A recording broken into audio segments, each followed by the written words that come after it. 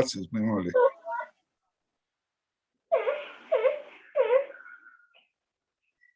Por favor, sus micros, por ahí se filtra, parece algún carpintero que está en plena tarea. Bien.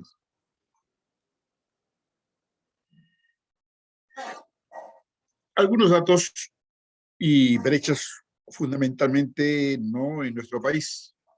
Bueno, este concepto sobre salud mental, que usted muy bien lo conoce, ¿no? Buscando pues el bienestar entre los individuos para poder sobrellevar los estresores de la vida. En este caso, muy importante, pues el estresor potente que hemos tenido no ante el embate de esta pandemia por el coronavirus. Poder trabajar productivamente, fructíferamente, y que son capaces de hacer una contribución a la comunidad. Ahora más que nunca, ¿no? La población está entendiendo que la salud mental es parte intrínseca de la salud.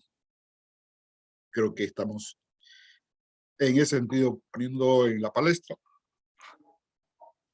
Y debemos aprovechar esta oportunidad para todos nosotros que trabajamos en esta área.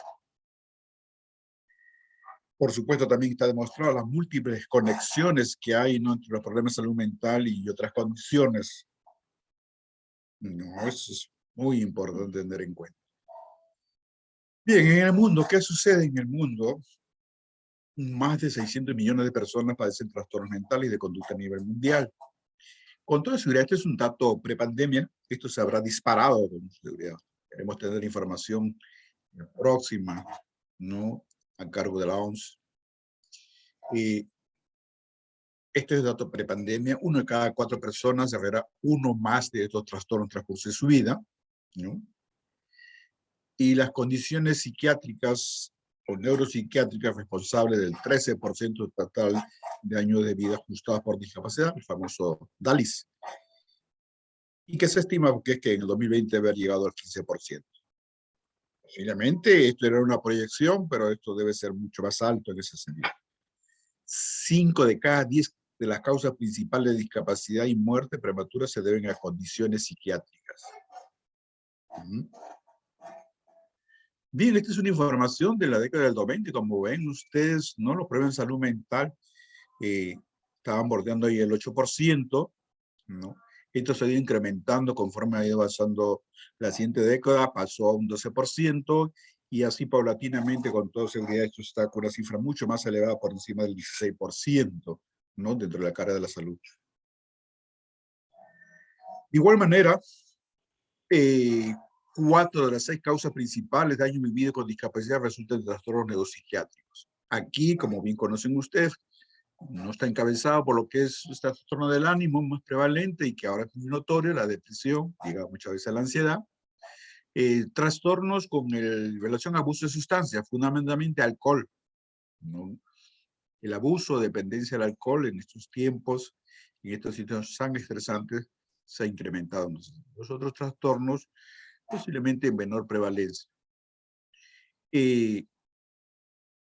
Algo muy importante que hacer notar: más de 1 millón de personas se suicidan cada año, a predominio del grupo de adolescentes. Es la población más vulnerable en ese sentido. Los trastornos mentales en general representan una inmensa carga psicológica, social y económica a la sociedad, sino también aumenta el riesgo de enfermedades físicas. Y eso lo han visto muchos nuestros colegas o trabajadores de la salud en esta situación de pandemia que hemos experimentado, o que estamos experimentando en la parte aguda, especialmente en la primera ola 2020, 2021, ¿no? Y estamos teniendo todavía casos muy ligados, ¿no?, a la salud mental, que se cruza pues con la patología, ¿no?, de lo que es la infección por este virus. Creo que es importante hacer notar, ¿no?, las limitaciones en la actividad de las modalidades de tratamiento para disminuir la discapacidad debido a trastorno mental y de conducta. Estas limitaciones se hacen mucho más evidentes en las condiciones de nuestro país, ¿no?, las condiciones socioeconómicas y una serie más de deficiencias desde el punto de vista estructural y de recursos humanos. El único método sostenible para reducir esta carga va a estar dada fundamentalmente por lo que es la prevención, ¿no?, promoción y prevención de la salud en general. Esta es parte del seminario, no voy a insistir sobre este determinante de la salud, ¿no? Este modelo socioeconómico de la salud, donde partimos desde el individuo, ¿no? Eso se va trasladando, ¿no? El estilo de vida del individuo, las redes sociales, ¿no? Fundamentalmente la familia, luego la comunidad y toda la serie, ¿no? De determinantes que van.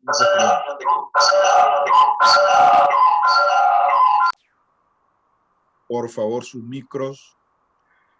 Y ese macro, la parte de condiciones socioeconómicas, culturales y ambientales, que han sido muy evidentes, pues, ¿no? En esta situación de pandemia. Creo que es el ejemplo más cercano que podemos tener para poder, ¿no? observar este modelo socioeconómico de la salud en relación a los determinantes, ¿no? Factores determinantes de los trastornos mentales y conductuales, tenemos, ¿no? La aparición, la evolución de los trastornos mentales cuando están determinados por diversos factores. Aquí hay diversos factores fuera de los señalados anteriormente, ¿no? En caso de salud mental, tiene que ver mucho por nuestra condición de país, ¿no? De pobreza, función del género, fundamentalmente que la mujer es más vulnerable, la edad, los grupos de niños y adolescentes y por lo extremo de la vida del ser humano. Las enfermedades físicas crónicas graves, ¿no? Son uno de los factores muy importantes, especialmente los gerontes, ¿no? Los problemas complejos, las famosas comorbilidades, ¿no? Ya cada vez más prevalente encontrar cuadros comórbidos asociados a los problemas de salud mental. Por tomar un ejemplo, ¿no? En el campo, por ejemplo, de las adicciones, ¿no? Las comorbilidades psiquiátricas, las famosas patologías duales, es cada vez más notoria, ¿no? Lo vemos desde los grupos de adolescentes que están involucrados en abuso, dependencia del alcohol, y las comorbilidades, por decir, por ejemplo, el TDAH, ¿no? El trastorno del ánimo y otros cuadros que aparecen, ¿no? Y que es importante detectarlo, porque si no, va a ser muy relativo el éxito del tratamiento. Violencia que se cruzan, ¿no? Con diversas perturbaciones de salud mental y también salud física. Suicidio, como les señalaban, ¿no? Altamente predominante en el grupo de adolescentes, ¿no? Con diversos factores que se dan, no solamente en relación a lo que es trastornos depresivos, sino también en relación al consumo de sustancias. Muchos dicen de los atropellos, de comida en vías de alto tránsito, ¿no? De alta velocidad, posiblemente muchos de estos consumidores sean consecuencias, ¿no? O estén relacionados a suicidio, ¿no? Enmascarado en ese sentido. La cronicidad, el acceso limitado, es que todo más que nunca ahora en nuestro país, pues por la deficiencia de estructura que hemos tenido, ¿no? Las deficiencias, no de los servicios, especialmente no a nivel de atención primaria, es uno de los grandes problemas que tiene nuestro país y lo seguirá teniendo, ¿no? Porque tenemos limitaciones económicas.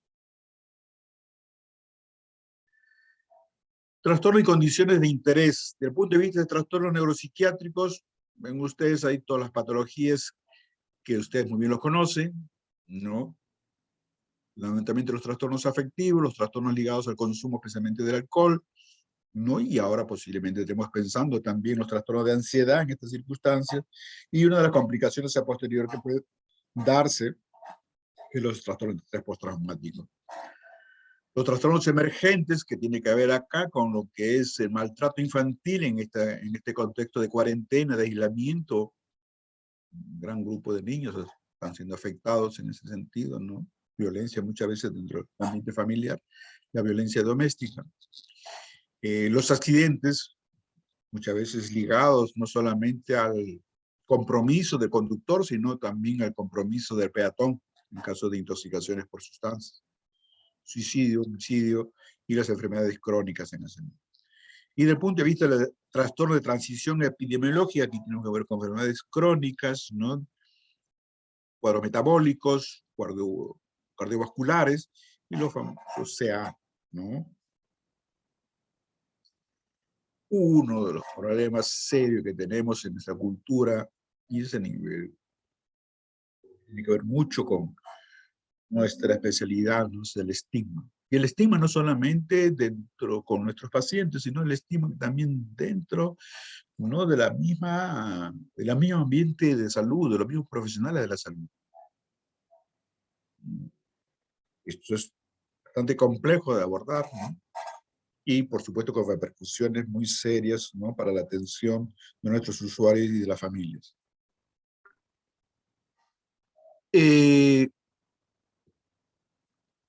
Son algunos indicadores lo que respecto a un trabajo que se realizó, como el peruano tolera o rechaza a personas que han tenido una enfermedad mental. Hay unos datos interesantes, ¿no? Y tiene que ver, por ejemplo, ¿no?, en el vecindario, un tercio casi rechaza a ese paciente. Tener como pareja, ¿no?, a uno de los miembros con compromisos en la salud mental, el rechazo es más del 50%. Muchas veces motivo de separaciones, ¿no? Dentro del grupo de trabajo, de igual manera, ¿no?, más del 50%. Trabajar en cargos públicos también, de igual manera, ¿no? El rechazo es muy alto en ese sentido. Estamos viendo cómo con facilidad, fácilmente nos detectan los medios de comunicación, y según este estudio, 75%, altísimo. Respecto, pues, a lo que es la poca tolerancia, ¿no?, a lo que es una enfermedad mental dentro de la población. Aquí es un dato muy importante hacer notar que en nuestro país solo el 20% recibe un tratamiento adecuado en salud mental. El 80% por diversos factores no accede a un tratamiento, ya sea factores de estructura, factores de recursos humanos, factores no económicos. 80% de la población, por eso se habla de mayor demanda de formación de recursos humanos a todo nivel, especialmente lo que es, ¿no?, recursos humanos a nivel de atención primaria. Estamos muy atrasados en este proceso de reforma de la salud, ¿no?, de salud mental, en comparación con nuestros vecinos, con Chile, ¿no?, por mencionar un país más cercano. Tenemos posiblemente unos 30 años de atraso en ese sentido con respecto al brindar un servicio de salud mental en atención primaria. Felizmente estamos en ese proceso. Tenemos aproximadamente ya los famosos centros de salud mental comunitario, ¿no?, más de 200 en el país. Posiblemente la necesidad es de unos 500 más o menos en esta época. De igual manera, ya se está tratando, ¿no?, de enfatizar que también es necesaria la apertura de unidades de salud mental en los hospitales generales. Ya hay unidades para atención ambulatoria en la mayoría de los hospitales generales, especialmente en las grandes ciudades. Están también aperturándose unidades de hospitalización de salud mental en los hospitales generales. Se comenta que aproximadamente habrá unos 25 más o menos de unidades de salud mental, así sea con una cama o dos camitas, pero ya.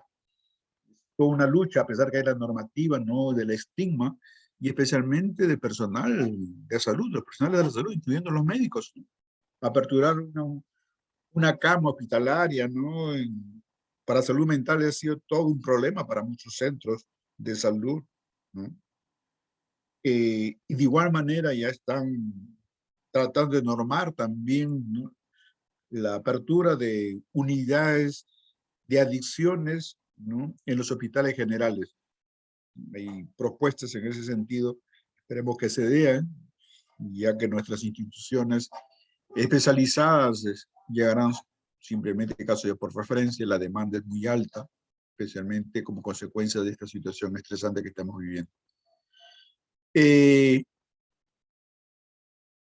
Ya le hemos manifestado, ¿no?, que todo lo que es trastornos en el campo de la neurosis está muy, ¿no?, es muy prevalente, ligado al estrés y a las manifestaciones psicosomáticas. Los trastornos afectivos, se calcula que en estos tiempos estos trastornos afectivos deben estar por encima del 30%, ¿no?, la depresión, ¿no? Y ya en menor proporción son los casos tipo esquizofrenia, tipo trastorno bipolar, ¿no?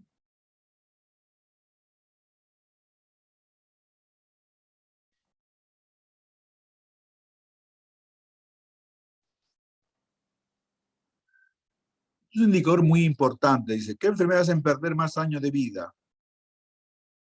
Aquí ven ustedes datos muy interesantes, ¿no? Las enfermedades neuropsiquiátricas como la depresión y la dependencia del alcohol ocasionan mayor pérdida de años de vida en el Perú. Y, y eso es posiblemente mucho más notorio en estos tiempos, ¿no? Teniendo en cuenta la cronicidad de los cuadros, ¿no? Las situaciones estresantes que se está viviendo y que hace que se exacerbe muchas veces estos cuadros, o cuadros, por ejemplo, ligados a abuso de sustancias. Mucha de esta población, esta situación estresante, ha continuado su curso a lo que es, ¿no?, una dependencia. Muchos abusadores de alcohol han pasado a la dependencia del alcohol. Muchos de abusadores de benzodiazepinas, ¿no?, especialmente el grupo de las mujeres, han pasado a dependencias, a benzodiazepinas. Se ve en los servicios, cuando menos de consulta externa, en los departamentos de adicciones, mayor demanda, no solamente de mujeres, sino de varones, dependientes de benzodiazepina y a altas dosis, ¿no? Y eso está asociado a otras patologías. Es bastante preocupante por diversos factores, como el fácil acceso a estos productos. El Parazolam es muy fácil de conseguir, ¿no? Cajas por 100 comprimidos, ¿no? Hasta en ofertas se dan, ¿no? 3 cajas por 2. Imagínense, entonces los pacientes fácilmente acceden a estos productos y comienzan a automedicarse, no solamente en el grupo de las mujeres, sino también en los varones. Aquí ven ustedes algunos datos muy importantes de entender, ¿no? Vuelvo a enfatizar esto de que el 20% solamente es atendido y posiblemente sea mucho menor ahora en esta situación que estamos viviendo, a pesar de mayor oferta que hay, pero ha aumentado, ¿no?, la prevalencia de estas patologías por la situación estresante que estamos viviendo. Hay que implementar los servicios de atención primaria para facilitar el acceso de la población, para que esas cercanías de estos servicios, teniendo en cuenta la crisis económica que está viviendo la población de extrema pobreza, la población pobre, ¿no? Entonces necesita que estos servicios estén mucho más próximos dentro de la comunidad. Y un dato importante es invertir $1 en salud mental produce $4. Entonces necesitamos mayor presupuesto, por eso va a ser una decisión muy importante tener en cuenta. Le señalaba que se está armando esta red integrada de salud mental que todavía le está costando mucho, ¿no?, al MINSA, especialmente no lo que es el primer nivel. En los centros de salud de atención primaria debe haber un módulo, cuando menos, de atención de salud mental, ¿no? En los centros de salud general primario debe haber un módulo, debe haber un psicólogo, ¿no?, o una enfermera encargada de esto, porque ahí donde la población asiste en primera instancia a buscar atención para eso, por una salud física o por X circunstancias, alguna sintomatología que es somatización de su problema de ansiedad o de depresión y que debe ser detectada para que reciba el tratamiento oportuno. Sabemos que gran proporción de los cuadros depresivos pueden tener tratamiento, ¿no?, en ese primer nivel. Ya en el segundo nivel tenemos los centros de salud mental comunitarios, en este caso sin internamiento, pero de igual manera todavía estamos en déficit, ya debemos estar bordeando por encima de los 300, estamos en 225, 227 creo que es el salud mental comunitario, debe seguir expandiéndose, pero aquí hay un problema, problemas de estructura y problemas de recursos humanos calificados. Hay un problema muy serio ahí de capacitación, salvo las grandes ciudades, pero centros de salud mental comunitario alejados de la gran ciudad, todavía hay deficiencias, ¿no?, en capacitación, en detectar los cuadros más prevalentes, lo que es depresión, lo que es trastorno de ansiedad, lo que es el manejo de la dependencia del alcohol. Y ahora en estos tiempos lo que es abuso de dependencia sedantes. Entonces debemos capacitar en esos sentidos estos recursos, que es muy importante para evitar un traslado a un centro muy especializado, donde va a ser muy difícil por aspectos económicos, ¿no?, consecuencia de esta crisis que estamos viviendo. El tercer nivel, como le ya señalaba, los hospitales generales que ya se están implementando en las unidades de salud mental. Y eso es algo muy interesante también que se viene dando en estos últimos años. Es que en una sola unidad de salud mental está involucrada ya la presencia de recursos humanos, tanto psiquiatra como psicólogo. Hace una década atrás todavía era cada servicio funcionaba en forma independiente. Psiquiatría dependía de medicina interna y psicología dependía no de servicios complementarios. Entonces, creo que ya se está entendiendo, ¿no? Los personas que estamos involucrados en esto, que debemos no ofertar bajo una unidad en conjunto lo que es la salud mental. Esperemos que esto siga dándose este proceso para facilitar el acceso a nuestra población y se aperturen nuevas unidades de hospitalización especialmente para, por ejemplo, por decir intentos suicidas, que debe haber un manejo hospital general que amerita internamiento por corto tiempo, y de igual manera para tratar posiblemente no cuadros de desintoxicación o manejo de síndrome de abstinencia a sustancias psicoactivas, fundamentalmente alcoholismo, ¿no? No es dable que un paciente por un síndrome de abstinencia, de delirio tremens, se traslade después de una provincia hacia la gran capital. O no se pueda manejar, la gran mayoría de pacientes se puede manejar a nivel de atención primaria. Los casos más complejos con comorbilidad posiblemente irán ya a un hospital mucho más especializado o donde haya recursos humanos capacitados.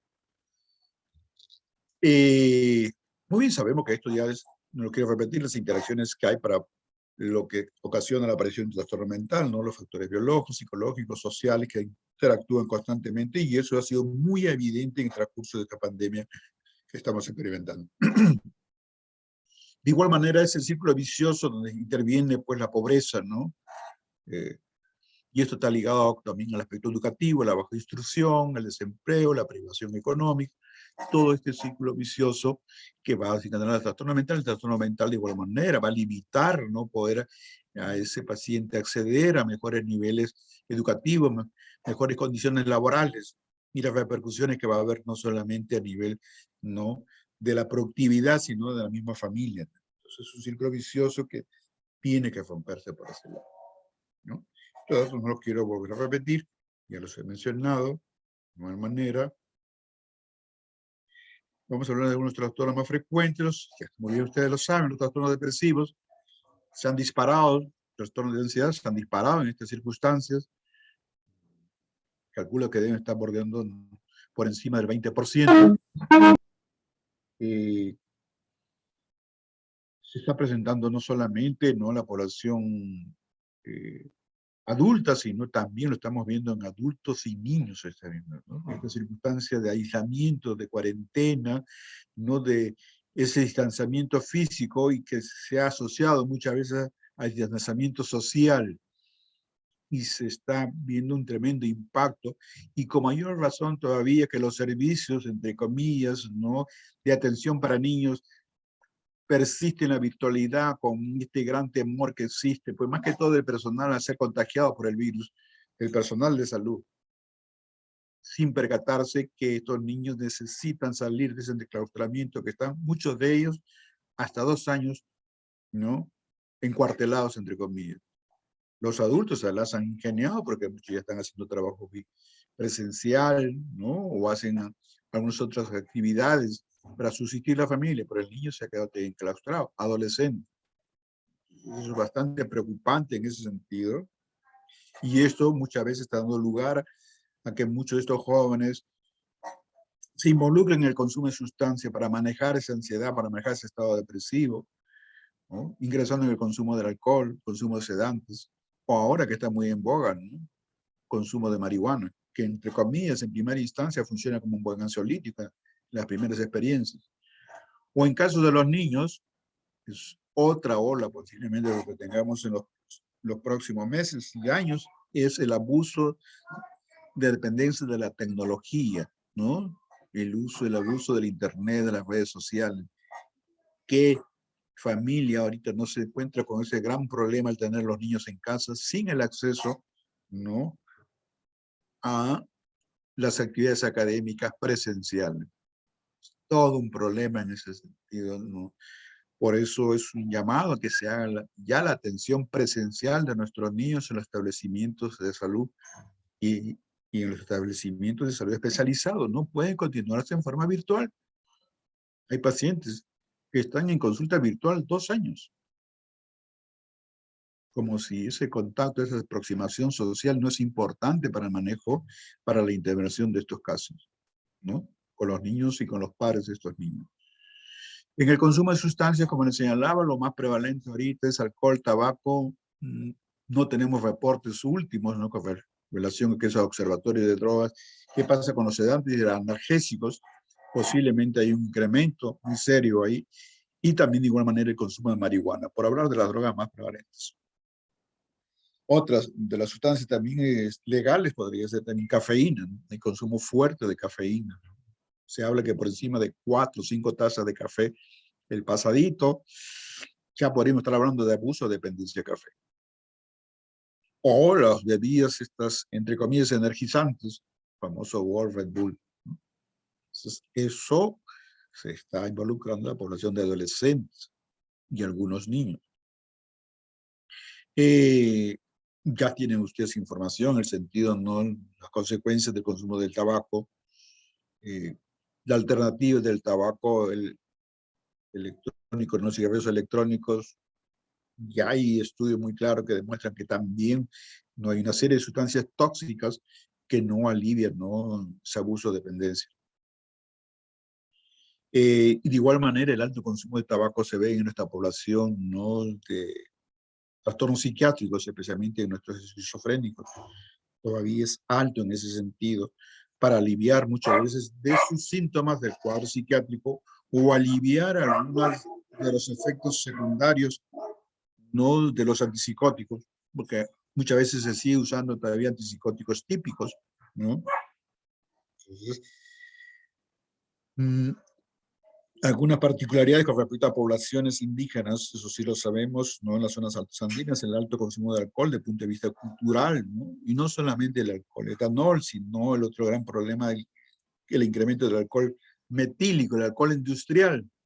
Cada vez es más fuerte el consumo, y no solamente en las zonas andinas o en las zonas de la región de la selva, sino también en las grandes ciudades, debido a que mayor población de adolescentes está ingresando al consumo del alcohol. Y su poder adquisitivo de adolescentes es menor. Entonces, por lo tanto, se está falsificando licores, ¿no?, destilados, entre comillas, con la presencia de alcohol metílico. Eso es alarmante y preocupante porque sabemos muy bien que el alcohol metílico es mucho más dañino, ¿no?, desde el punto de vista neurológico, desde el punto de vista hepático, desde el punto de vista óptico, ¿no? Entonces, es preocupante desde la presencia de alcohol metílico y en estos licores, ¿no?, destilados, entre comillas, y que muchos de nuestros adolescentes están ingiriendo, y por su forma de consumo también. El consumo generalmente en adolescentes, consumo compulsivo, directamente a veces de las botellas, ¿no? Entonces, suicidio, como ya le señalé, no solamente ligado al trastorno afectivo, a la depresión, sino también puede estar enmascarado en el consumo de sustancias, especialmente del alcohol o de sedantes, o otras patologías psiquiátricas de igual manera. Los cuadros esquizofrénicos, muchos de ellos, especialmente los crónicos, están ingresando a la comorbilidad de abuso de sustancias. Esquizofrénicos que abusan de tabaco, que abusan de sedantes, usan sedantes por muchos años, inicialmente prescrito por su médico tratante, pero que no se advirtió que con transcurso del tiempo hay dependencia, no a los sedantes. El uso últimamente para atenuar algunos síntomas negativos, ¿no?, el uso de cafeína u otros estimulantes. De igual manera, se está incrementando el consumo de marihuana en esta población. Los cuadros aquí epilépticos, de igual manera, también, ¿no?, es un problema muy serio ligado muchas veces al daño que hay en el parto, otros por factores genéticos, ¿no?, y cada vez es mucho más alto, ¿no?, en los países en vía de desarrollo, por una serie de deficiencias de atención, ¿no?, de esa madre gestante, ¿no?, y todas las comunidades que puedan haber asociadas. Las enfermedades demenciales, en ese sentido, muy ligadas a la prolongación de la vida del peruano, ¿no? De igual manera, ¿no? En esta situación tan estresante que se está viviendo, mucho de nuestra población de gerontes, con el problema del sueño, de la ansiedad, han ido a incorporar el consumo de sedantes, ¿no? A veces sedantes o benzodiazepinas tipo lorazepam, uno de los más adictivos en nuestro medio. Ya las señales de las comorbilidades más frecuentes, partiendo de los trastornos psiquiátricos, el consumo de drogas, como del consumo de drogas que se complica con una comorbilidad psiquiátrica, ¿no? A transcurso de su historia de consumo. No voy a insistir por este lado, son estudios que tranquilamente ustedes pueden revisar, publicados por Instituto Nacional de Salud Mental de Yonauchi, ¿no? Nos hablan de algunas características en la población con relación aquí en consumo de sustancias, el abuso del alcohol, las zonas altas andinas, ¿no? Estos son datos muy anteriores. Esto ha variado mucho con toda seguridad. Esperemos que haya un estudio epidemiológico en corto tiempo, ¿no? De los observatorios, en este caso a cargo de vida. Con respecto a lo que es maltrato, lo estamos viendo en una constante que va en incremento, lamentablemente, en esta situación de cuarentena, especialmente con nuestros niños, niñas. De igual manera, problemas de conversión al comportamiento que contribuye como factores de riesgo, condiciones cardiovasculares, el consumo de tabaco, el consumo de alcohol, la obesidad, eso es uno de los grandes problemas que hemos visto como consecuencia de este aislamiento o de estos trabajos o de nuestros niños estar delante de la computadora por muchas horas, ¿no? Muchos de nuestros niños y adolescentes se ha incrementado la obesidad con una serie de complicaciones físicas, ¿no? Y la indolencia, en este caso por la falta de actividad física, preocupante la población mucho más jóvenes. Las necesidades, como ya les señalabas, necesidades desde el punto de vista de atención médica, ha visto toda una limitante en ese sentido con relación a la época de la pandemia, las olas, muchos de los locales, de establecimientos de atención primaria, especialmente de salud mental, se clausuraron, entre comillas, con dificultad para adaptarse a la atención virtual, demoró algunos meses y la población quedó desamparada en ese sentido. Creo que es importante señalar eso. A pesar que ya estamos casi en el tercer año de la pandemia, todavía las instituciones de salud brindan atención con ciertas limitaciones. Ya hay presencial, pero todavía se persiste en virtual, ¿no? No digo que no se puede hacer, pero no es posible que unos niños o adolescentes o población que esté en consulta virtual durante más de 2 años.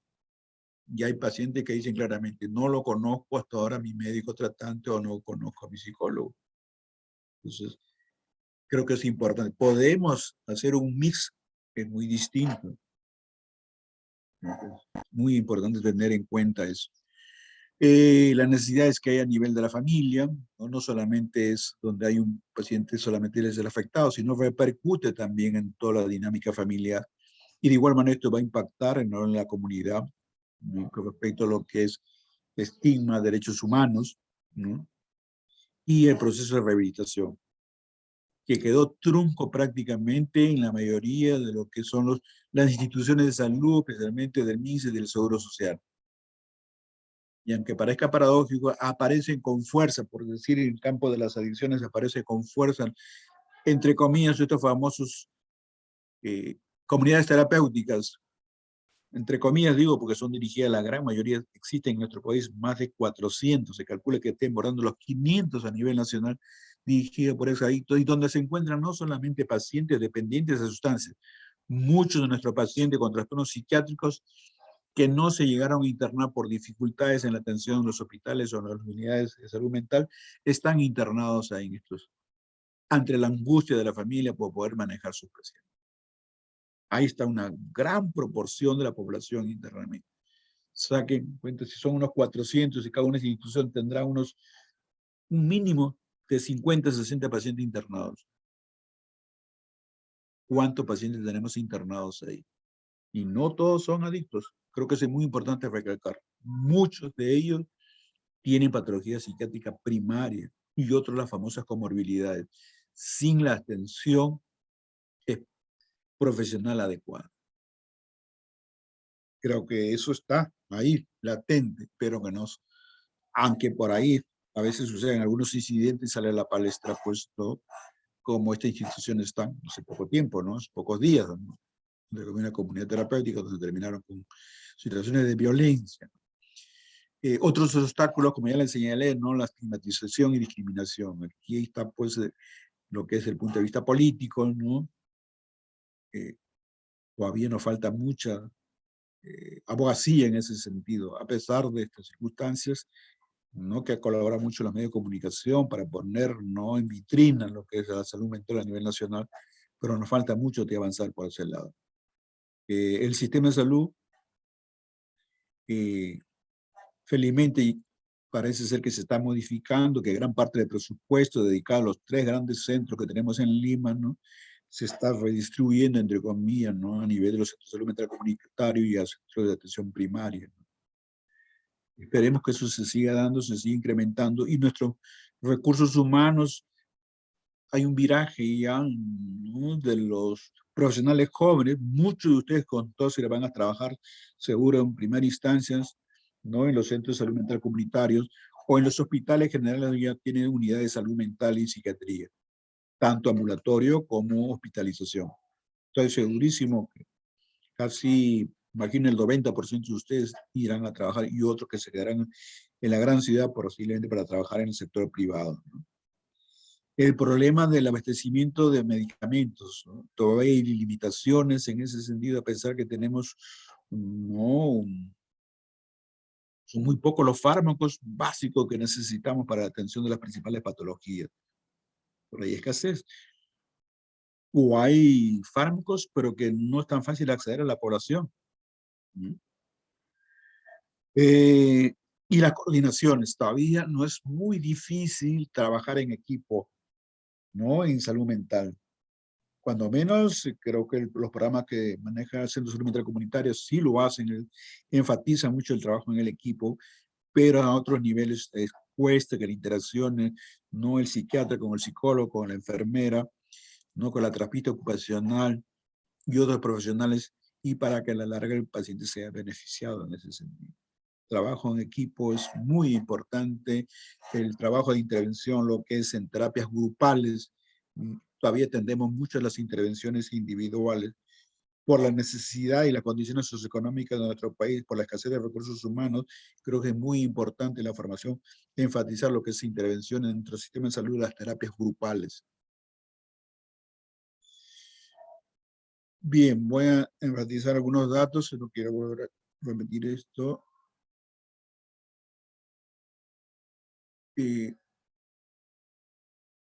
Con respecto a lo que es atención primaria, que ya estaba propuesto, ¿no? En diversas instituciones de nivel mundial, y donde enfatiza que no el problema radica fundamentalmente en nuestro sistema de salud y los programas de desarrollo de la salud. Entonces, componentes dispares. Entonces, ahí nos falta trabajar más en red en ese sentido. Esperemos que se logre en el transcurso de los próximos años con las nuevas generaciones de profesionales que están egresando. Gran parte de la proporción de los recursos se destina a los servicios para tratamiento, ¿no? Y muy poco están dedicados a la actividad de prevención o promoción de la salud. Hay que modificar eso. Los sistemas de salud, especialmente en salud mental, son injustos, inconexos, ineficientes, menos eficaces de lo que podría ser. Tiene que haber una reorientación sustancial por ese lado, ¿no? De igual manera, enfatizar lo que es atención primaria, con una cobertura universal. Felizmente tenemos ya este sistema de seguro del SIS, que es muy importante y creo que de un gran impacto a pesar de sus dificultades. Creo que para la población de extrema pobreza, pobres, ha sido muy beneficiosa. Cada vez tenemos mayor población ya incorporada, a pesar que por falta de información algunos tienen temor de inscribirse en el Seguro Integral de Salud. Y esperemos que sean estos sistemas nacionales de salud que estamos teniendo en este proceso de cambio en salud mental sean más eficientes, equitativos, ¿no? Y mucho más eficaces. Se está enfatizando desde la Organización Mundial de la Salud, ¿no? Por ejemplo, a través de capacitaciones, tanto virtuales, tanto a través de cursos, ¿no? Y creo que eso tendrá cada vez mayores beneficios, repercusiones para nuestra población, especialmente en estas circunstancias tan difíciles que está viviendo la población. No quiero enfatizar en esa parte, y solamente aquí enfatizar con lo que sucede, ¿no? Con el COVID, ansiedad, depresión, ¿no? Y que esto no solamente en la población en general, sino también en los trabajadores de salud. Creo que es muy importante y lamentablemente el MINSA o instituciones grandes dedicadas a la salud no ha hecho mayor intervención por los recursos humanos. Muchos de nuestros compañeros de trabajo, no solamente compañeros que trabajan en salud mental, sino de los profesionales que trabajan en la atención de esta patología, en los servicios de emergencia. Hemos tenido colegas, ¿no? Jóvenes con cuadros muy severos de ansiedad, cuadros depresivos, cuadros de estrés postraumático, algunos hasta con, ¿no? Ideas, intentos suicidas. Población, tan igual como la población en común, somos vulnerables. Tendremos mayor capacidad de resiliencia por nuestra formación, pero somos vulnerables en ese sentido. Ahí hay algunos estudios que han hecho por colegas muy jóvenes y que se está detectando y que lamentablemente, por una situación, creo que es muy importante señalar, del estigma, ¿no? De acceder a buscar la ayuda psicológica o la ayuda psiquiátrica. Todavía es fuerte, no solamente en la comunidad en general, sino en el mismo profesional de la salud, el mismo médico. ¿Cómo voy a ir al psiquiatra? ¿Qué van a pensar? ¿Qué van a decir los demás? ¿No? Ya cuando los cuadros son muy severos. Estos son alguna información que estamos teniendo con relación al COVID para terminar, ¿no? 3 de cada 10 personas presentan sintomatología depresiva, ¿no? Son datos alcanzados por el MINSA. 4 de los 10 que presentaron sintomatología asociada a depresión moderada, severa, y 1 de ellos refirió idea de suicidio.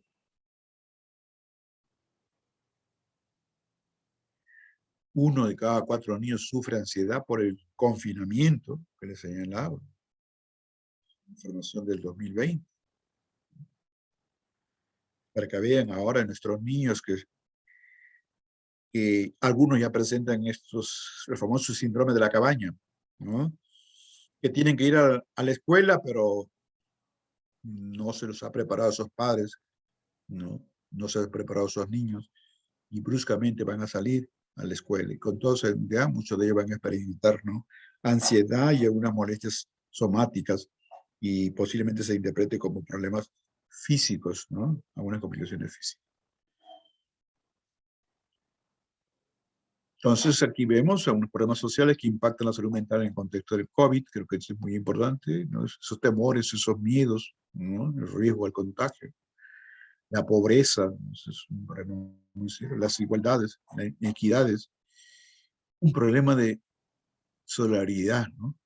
Y apoyo mutuo.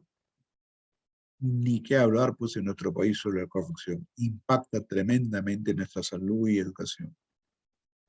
La exacerbación de la violencia doméstica, ¿no? Violencia que se ha incrementado, donde los niños y las niñas son los más vulnerables en ese sentido y posiblemente con consecuencias muy serias a posteriori. Y el haber sido desnudado, pues, nuestro sistema de salud, muy precario, a pesar que se está haciendo mucho esfuerzo, pero va a ser muy difícil en ese sentido, ¿no? Debido a las condiciones de nuestro país. Muy bien, creo que mucho de lo que hemos conversado invitan a la reflexión, ¿no? Especialmente para ustedes como médicos psiquiatras próximos a egresar, con qué se van a encontrar, ¿no? Cuando comiencen a hacer su ejercicio, ¿no? Especialmente a nivel de atención primaria, en los centros de salud mental comunitario o en los hospitales generales de la unidad de salud mental y psiquiatría. Es ahí donde está la fuerte demanda. A pesar que yo trabajo en un hospital especializado, pero no está la mayor demanda en estas tres grandes instituciones, por X circunstancias. Creo que tenemos que cuestionar lo que trabajamos en las tres grandes hospitales. La gran demanda de nuestra población, y voy a repetir esa cifra, el 80% y posiblemente sea más en estas circunstancias, están sin atención en salud mental. Nos corresponde también a nosotros como profesionales tener en cuenta.